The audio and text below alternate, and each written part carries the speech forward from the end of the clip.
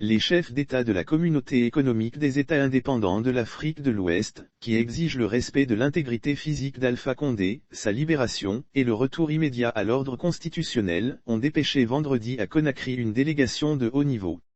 Les émissaires, avec à leur tête la ministre des Affaires étrangères ghanéenne Shirley Ayorkor Botkwe, et des homologues Alpha Bari du Burkina Faso, Geoffrey Onilima du Nigeria et Robert Dussé du Togo, ont pu rencontrer les putschistes et le président déchu Alpha Condé. La délégation a quitté la capitale Conakry après avoir obtenu des garanties de la junte militaire. Nous avons eu de très bons échanges avec Alpha Condé. Il était en mesure de nous répondre et comprenait tout ce qu'on lui disait. Il répondait très bien à nos échanges. Il va bien, souligne la ministre Shirley Ayorkor Botkwe.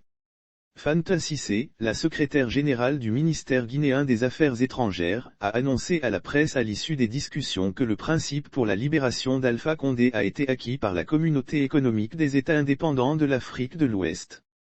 C'est un bilan très positif tant pour la Communauté économique des États indépendants de l'Afrique de l'Ouest que le Comité national pour le redressement et le développement, CNRD. Ils ont demandé au CDRD de pouvoir justifier le coup d'État et apporter certaines garanties. Ce qui a été fait, souligne la numéro 2 du département en charge de la diplomatie guinéenne.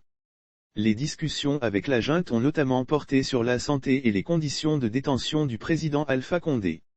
Ils sont repartis satisfaits. Il y avait aussi des exigences qu'il avait demandées. Certaines ont été satisfaites, les autres attendent.